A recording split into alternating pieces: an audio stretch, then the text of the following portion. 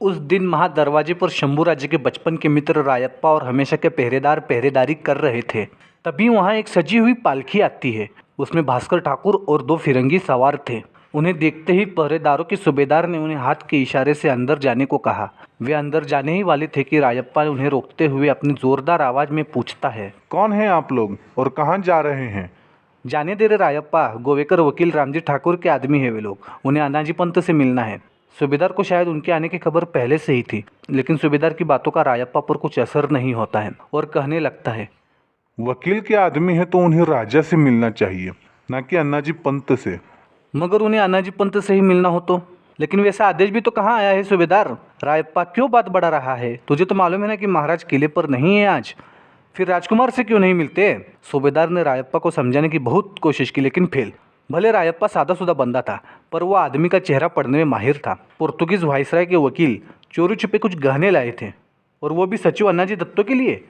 ये बात उसे बड़ी शंकाजनक लगी। उसने गोवेकर के आदमी को वहीं रोक कर रखा और शंभूराजे तक खबर पहुंचाई। शंभूराजे ने उन लोगों को अपने पास बुलवाया। रायप्पा फौरन उन लोगों को शंभूराजे के पास लेकर गया। शंभूराजे ने भास्कर ठाकुर से कड़े शब्दों में सीधा सवाल किया, सच बताओ, किसका माल है इस सिंदूक में?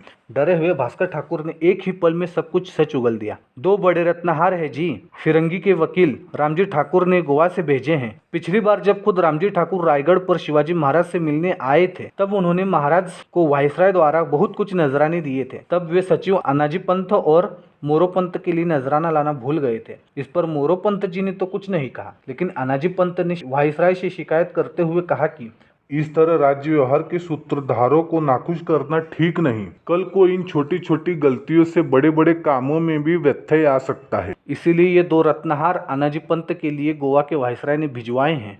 सारी बातें सुनकर शंभूराजे कहते हैं, तो ठीक है, हम स्वराज्य के राजकुमार इस अधिकार से ये रत्नहार स्वीकार करते हैं।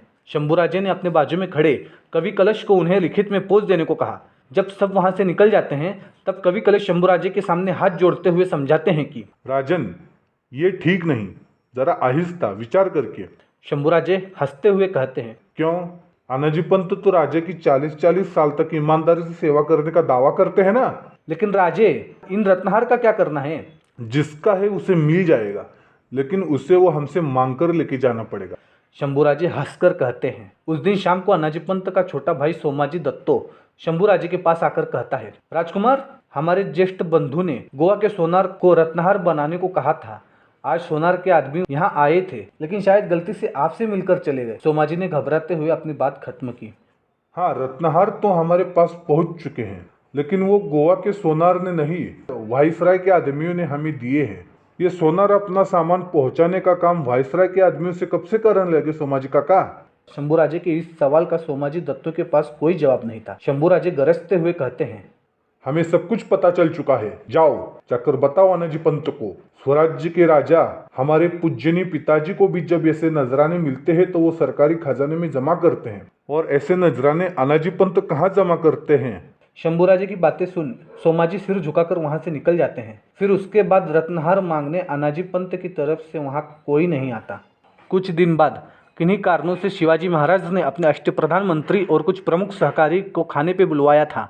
महाराज के साथ अनाजी पंत, मोरोपंत, राहुजी सोमनाथ, बालाजी आऊजी और शंभूराजे खाना खाने बैठे थे। बालाजी आऊजी तो महाराज के बहुत खास थे। वे उनको अपना भाई मानते थे। अनाजी पंत सांवले रंग के और ताकतवर थे। मोरोपंत खड़े चेहरे के थे और उनकी आंखें छोटी छोटी मोतियों की तरह चमकदार थी। माथे पर गंध उन्हें शोभा देता था। अनाजी पंत और मोरोपंत महाराज के साथ सालों से काम कर रहे थे। अनेकों जिम्मेदारी महाराज ने उन पर सौंपी थी।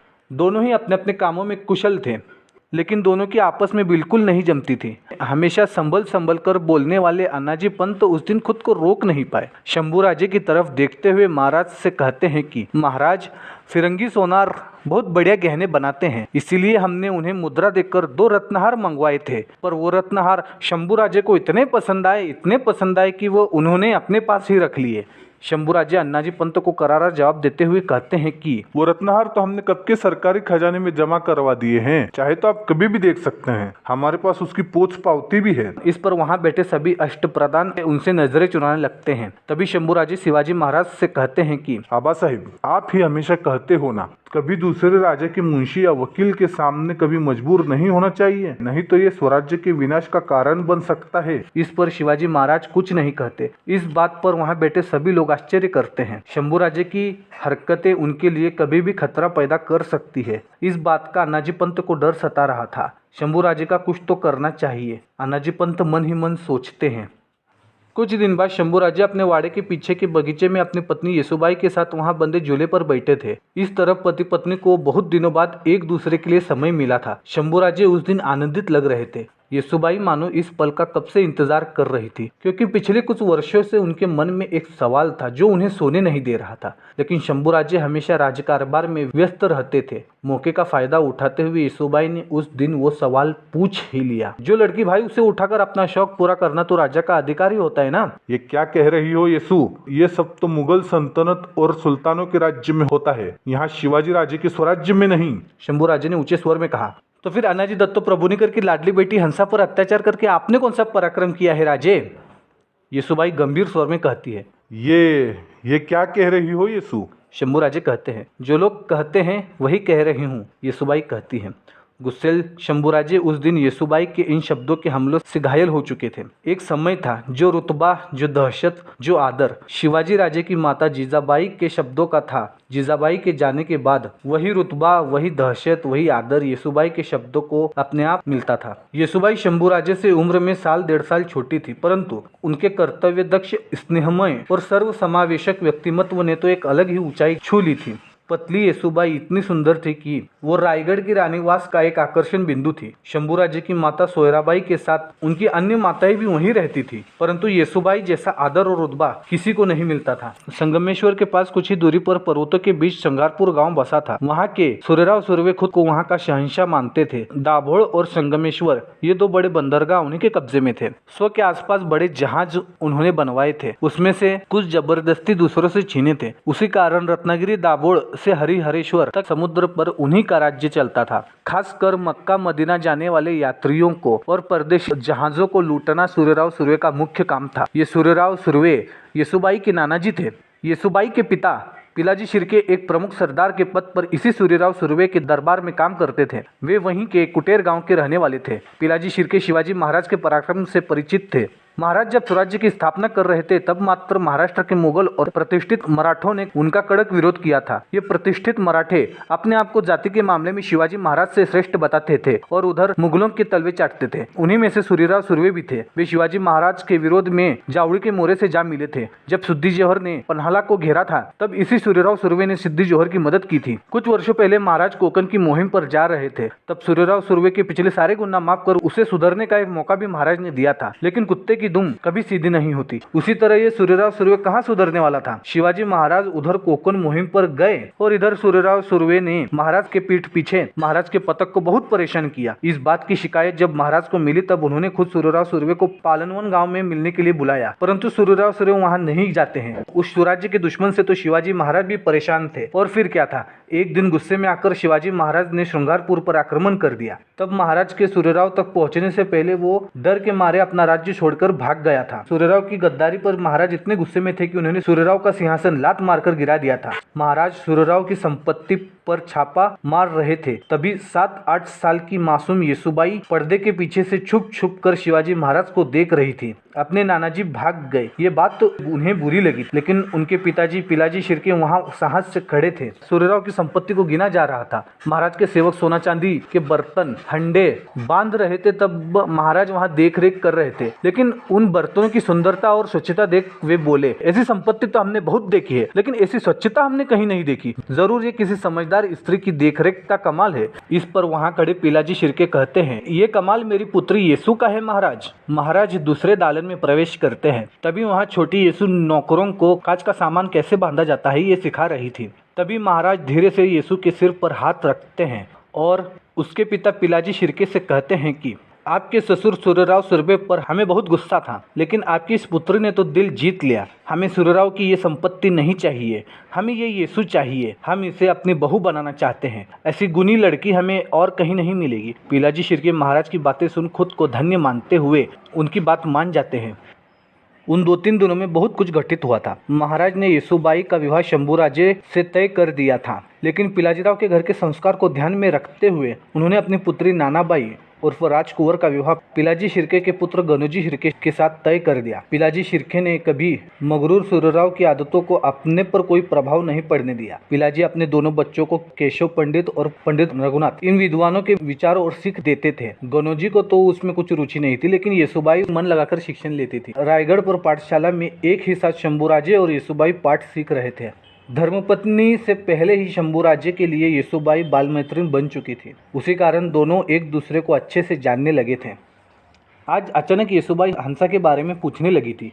एक तरफ कर्तव्य दक्ष प्रजापालन युग प्रवर्तक ससुर शिवाजी महाराज थे और दूसरी तरफ एक जवान खून लेकर जंगली शेरों और दरबार के वरिष्ठ अधिकारियों से निर्डरता से उलझने वाले शंभूराजे। दोनों के स्वभाव एक दूसरे से विपरीत थे, लेकिन दोनों की कमजोरी येसुबाई थी। ऐसे में हंसा के बारे में अगर कोई और पूछता तो शंभूराजे उसके मुंह पर एक मुक्का मारकर उसका मुंह बंद कर देते, लेकिन येसुबाई के लिए शंभूराज के हृदय में एक अलग ही स्थान था। इसी वजह से शांतिपूर्ण जवाब देते हुए शंभूराजे कहते हैं कि लोग कहते हैं कि हम हमारे पिताजी शिवाजी महाराज से भी सुंदर दिखते हैं, लेकिन ये सुंदरता ही हमारे लिए श्राप बन जाएगी, ये किसे पता था। अगर हंसा या कोई भी युवती हमें पसंद आती तो हम उस पर जबरदस्ती नहीं करते, सीधे उससे विधिवत विवाह कर लेते। क्या रायगढ़ पर एक और रानी के महल के लिए जगह नहीं है क्या? लेकिन हंसा तो एक तरफी प्रेम की शिकार थी, उसमें हमारा क्या दोष था? येसुबाई शंभूराजे की बातें गौर से सुनने लगती है। तभी किसी काम से वहां आई गोदू के कान पर भी हंसा का नाम पड़ता है। गोदू वहीं दीवार के पीछे छुपकर उनकी बातें सुनने लगती है। शंभूराजे आगे कहते हैं, येसु, हंसा तो जिधर देखो उधर हमारा पीछा करती थी। वो दिखने में सुंदर थी। हम जब छोटे थे तब अनाजी काका की वो छोटी हंसा हमारे साथ खेल खेलने आती थी। हमने उसे कभी पीठ पर उठाकर तो कभी घोड़ा बनकर उसे खिलाते थे, लेकिन देखते ही देखते हंसा अब जवान हो चुकी थी। तब हम खुद ही उसे टालने लगे, जैसे हमें भविष्य का आभास हो गया था। अनाजी पंत को शिवाजी महाराज अपने बड़े भाई की तरह मानते थे। हंसा का यूं हमारे पीछे पागल रहना अनाजी पंत को भी पता था, इसलिए उन्होंने जल्द से जल्द हंसा का विवाह कर दिया। लेकिन जब विवाह के बाद वो पहली बार अपने मायके आई थी, तब वसंत पंचमी का वो दिन था। दोपहर के वक्त बाजू के महल में सारी स्त्रियां इकट्ठा हुई थी। आप भी वहीं थी येसु। उस दिन सबसे चोरी छुपे हंसा वहां से हमारे महल में आती है। हम काव्य लेखन करने में मग्न थे। पहरेदारों को हमने सख्त आदेश दिया था कि किसी को अंदर न भेजे, लेकिन हमने ही हंसा को बुलाया है, ऐसा पहरेदारों को झूठ बोलकर वो अंदर आई। अंदर आते ही उसने हमें गले लगा लिया और अपने प्रेम का प्रस्ताव उसने हमारे सामने किया, लेकिन हमने उसे समझाया, तुम पंत काका की पुत्री हो, ऐसा करना तुम्हें शोभा नहीं देता। तुम्हारी इन हरकतों से महल में सुरंग लग सकते हैं। लेकिन वो नहीं मानी और हमें कसकर फिर से गले लगा लिया और हमारे माथे पर चुमने लगी। तब हमने उसे जोरदार तमाचा भी जड़ दिया, लेकिन वो प्रेम में इतनी पागल थी कि हमारी बातों का उस पर कुछ असर नहीं हुआ और वो जबरदस्ती हमें कभी गले लगाती तो कभी हमारा माथा चूमती। हमने उसे दूर धक्कलते हुए फिर उससे गालों पर तमाचे जड़ दिए। फिर भी वो पागल हंसते हुए कहने लगी, तुम्हारे प्रेम में खुद को भुला चुकी हूँ। मेरा पति मुझे बिल्कुल पसंद नहीं, बस एक बार मुझे अपने गले से लगा लो राजे। कहकर उसने फिर हमें कस कर गले से लगा लिया। फिर हमने भी गुस्से में फिर जोरदार तमाचे और मुक्के मारे। हमारा एक मुक्का तो उसको इतनी जोर से लगा कि उसके दांतों से खून आने लगा और ओठ उसी वक्त सूज गए। हमारा उसके प्रेम को कड़क विरोध था। यह देख वो रोने लगी और कहने लगी, मैं 3 दिन तक तुम्हारे होकार का इंतजार करूंगी, अन्यथा चौथे दिन तुम्हें मेरी लाश मिलेगी। यह कहकर वो हमारे महल से रोते बिलखते और जख्मी अवस्था में बाहर निकलती है। तभी उसे उस अवस्था में हमारे महल के बाहर निकलते हुए उसकी माँ देख लेती है और हमने उस पर अत्याचार किया ऐसा उन्हें लगा। लेकिन जब 4-5 दिन के बाद हंसा की लाश पाचाड़ गांव के एक कुएं से मिलने की खबर हम तक पहुंची तो हमारी बोलती ही बंद हो गई थी। हम हमारी बाजू किस मुंह से महाराज या अन्ना पंत को बताते? हंसा ने तो प्रेम की आग में खुद की जान ले ली, लेकिन उस पर अत्याचार करने का गुनाह मात्र हमारे नाम कर गई और सारी दुनिया वाले हमारे इश्कबाजी के झूठे किस्से सुनाते हैं। उस दिन येसुबाई को शंभूराजे के मन की स्थिति समझी और उनके मन की सारी शंका कुशंका खत्म हुई और दीवार पर कान लगाकर उसकी बातें सुनने वाली गोदू मन ही मन रोने लगी और वहां से चली गई।